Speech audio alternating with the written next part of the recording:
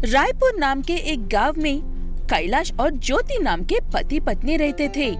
दोनों पति पत्नी भी हर विषय में सब्र करते हुए जो है उसी में खुश रहने वाले अच्छे स्वभाव वाले हैं। कैलाश अपने छोटे से खेत में खेती करता रहता है।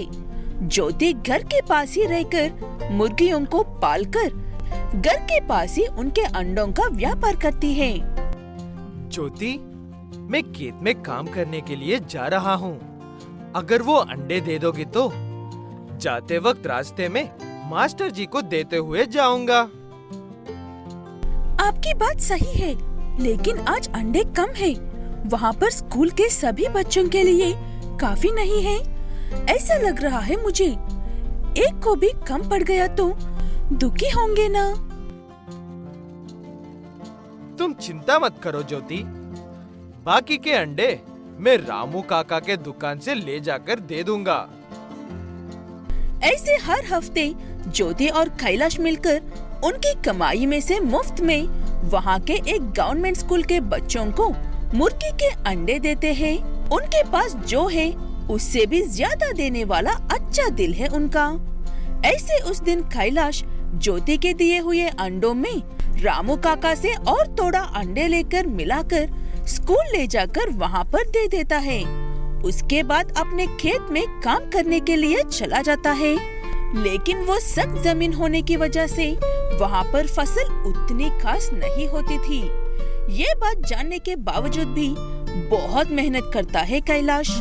इतने में वहाँ पर खेत के किनारे पर बैठा हुआ एक बूढ़ा व्यक्ति नजर आता है कैलाश को। जी जी जी जी जी, ये अब भलाई का जमान ही नहीं रहा। जहाँ पर भी देखो मतलब धोखा और गंदी सोच है। ऐसे अपने आप में बात कर रहे उस बूढ़े व्यक्ति के पास जाकर कैलाश, क्या बात है दादाजी, ऐसी फुर्सत से बैठकर क्यों इस जमाने को दोष दे रहे हो? मुझे बताओ अपनी समस्या। तुम भी तो इस जमाने के हो ना, तुम्हें बताकर कौन सा उपयोग है? लेकिन देखने में भले इंसान लगते हो, इसीलिए बता रहा हूँ। ऐसे कहते हुए बहुत ही बेजार होते हुए अपनी समस्या कैलाश को बताता है वो बूढ़ा व्यक्ति। वो काफी दूर से सफर करके वहाँ पर एक काम से आया है, लेकिन यहाँ के लोग उसे ना तो खाने के लिए थोड़ा सा भोजन दे रहे हैं और ना ही कुछ देर रुकने के लिए जगह दे रहे हैं। यही अगर हमारा जमान होता तो गुजरते हुए मुसाफिरों को अच्छे से अच्छा भोजन खिला देते। तुम लोग हो, कम से कम देखना भी जरूरी नहीं समझते हो। वो बातें सुनकर कैलाश हल्के से हंसते हुए बहुत ही सुकून से जवाब देता है। सब एक जैसे नहीं होते हैं दादाजी। अब हमारे घर आइए। आप जो भोजन और सम्मान की बात कर रहे थे वो सब मैं देख लूंगा आपके वापस लौटने तक।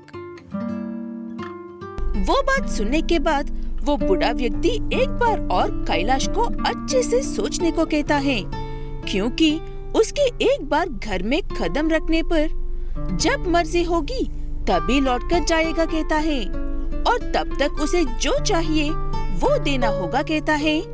सब बातें मानकर कैलाश उस व्यक्ति को अपने घर लेकर जाता है और सारी बात अपनी पत्नी ज्योति से कहता है। मुझे हर रोज चिकन पुलाव और 25 अंडे भोजन में चाहिए। याद रखना ये बात, वरना अच्छा नहीं होगा। बात देकर लेकर आए हो। ठीक है कहकर दोनों पति पत्नी मिलकर घर की मुर्गियों को हर रोज एक काट कर पका देते हैं और उनके अंडे उस बूढ़े व्यक्ति को देते हैं। अच्छे से खाकर हर वक्त आराम करता रहता था वो व्यक्ति। ऐसे एक दिन उस स्कूल का मास्टर कैलाश के घर आता है। हर हफ्ते बिना झुके अंडे बेचते थे ना कैलाश, क्या बात है अंडे नहीं बेच रहे हो? तब सारी बात बताता है कैलाश। तब मास्टर, मेहमान का सम्मान करना जरूरी है। पहले तुम उन्हें जो चाहिए वो दो। मैं बच्चों के अंडों का कुछ करता हूँ। ऐसे अच्छे से बात करते हुए वो मास्टर वहाँ से चला जाता है। ऐसे कुछ दिनों बाद उनकी सारी मुर्गियाँ खत्म हो जाती है और सिर्फ 2 ही बचती हैं। अब हम क्या करेंगे? सारी मुर्गियाँ और अंडे भी खत्म हो गया है।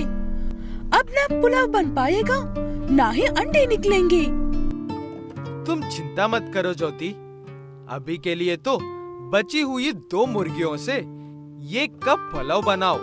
मैं रामू काका से अंडे उधार ले आऊंगा। ऐसे कहते हुए रामू काका के पास जाकर अंडे उधार लेकर आता है कैलाश। ऐसे ज्योति उस दिन भी अच्छा भोजन देती है उस बूढ़े व्यक्ति को। वो भोजन खाने के बाद वो बूढ़ा व्यक्ति एक बाबा के रूप में बदल जाता है। मैं अब तक तुम्हारे अच्छे स्वभाव का इम्तिहान ले रहा था। किसी एक दिन भी तुम्हें मुझे बोझ नहीं समझा, पूरे दिल से सम्मान दिया। आप जैसे लोगों का इम्तिहान लेकर ही मैं इनाम देता रहता हूँ। तुम्हारी मुर्गियाँ या अंडे खत्म नहीं हुए हैं। वो सब मैंने ही तुम्हारे खेत में लगा दिया है। अब वहाँ पर कुछ पेड़ों पर मुर्गियाँ उगती है तो कुछ पेड़ों पर अंडे उगते हैं। ऐसे उन्हें स्कूल के बच्चों को देकर अपना व्यापार भी कर लो। ऐसे कहकर वहाँ से चला जाता है वो बाबा।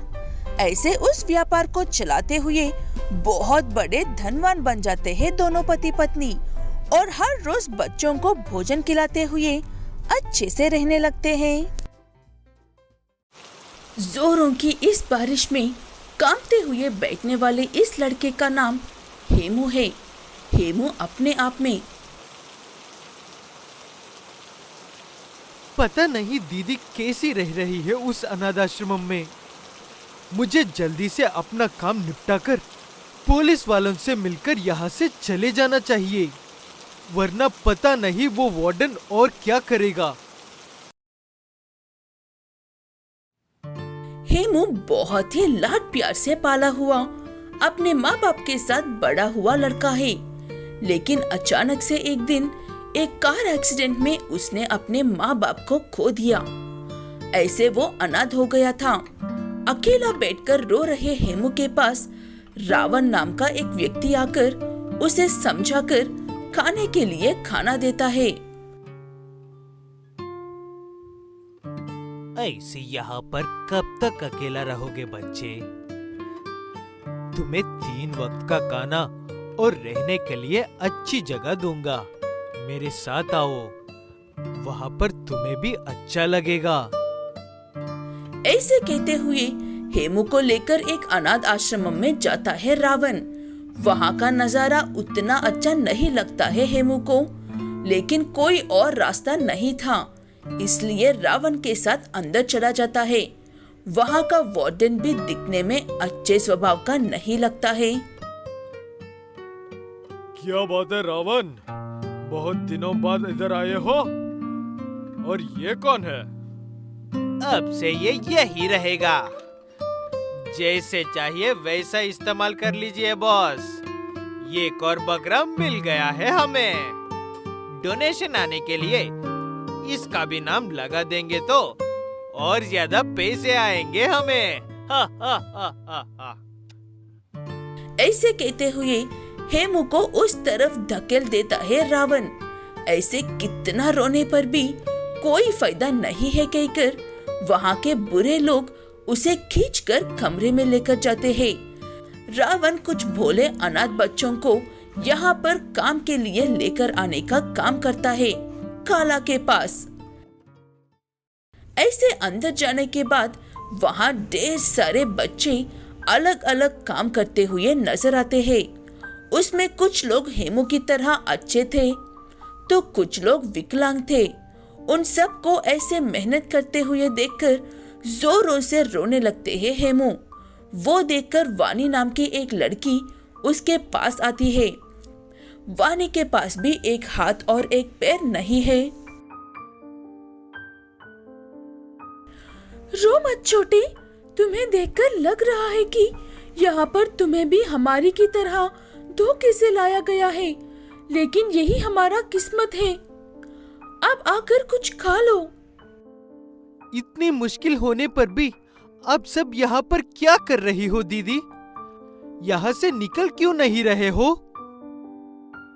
तब वानी कहती है कि वहाँ पर आना है, लेकिन वहाँ से जाना उनके हाथ में नहीं है। अगर वहाँ से भागने की कोशिश की तो उसकी तरह हाथ पैर नहीं रहेगा कहती ही डर जाता है हेमू। ऐसे अगले दिन सुबह उठकर सब अपने अपने काम शुरू करने लगते हैं। ऐसे हेमू भी घर साफ करने वाले काम में लग जाता है। ऐसे वो झट से दीवार चढ़कर उतारने लगता है। वो देखकर वानी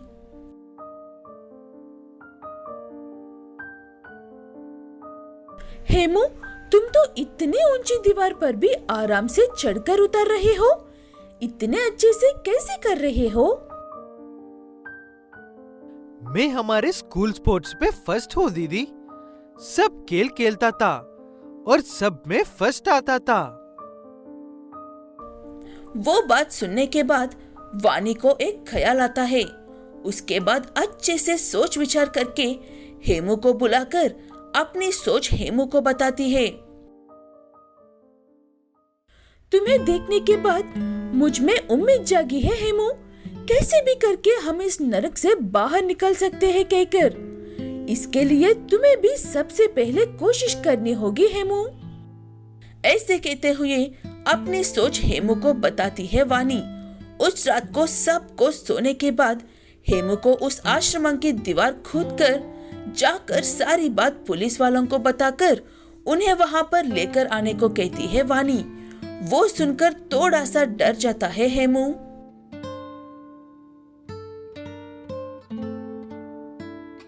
शायद ये मैं अकेला नहीं कर सकता हूँ दीदी। मुझे बहुत डर लग रहा है। गलती से वार्डन के हाथ लग गया तो मुझे वो नहीं छोड़ेगा। ये सच है, लेकिन तुम ये कर सकते हो, इस बात का पूरा यकीन है मुझे। इसलिए इतनी हिम्मत से कह रही हूँ, ये तुम कर सकते हो। ऐसे कहते हुए हेमू को जाने को कहती है वानी। ऐसे सबकी नजरों से बचकर निकल रहे हेमू को देख लेता है वो वार्डन। मेरे हाथों में आज तेरा काम हो ही जाएगा हेमू। तेरी इतनी हिम्मत जो यहाँ से भागने की कोशिश कर रहा है। ऐसे कहते हुए हेमू की ओर भागता है, लेकिन हेमू झट से वो दीवार पर चढ़कर वहाँ से भागकर जाकर इस पेड़ के नीचे बैठ जाता है।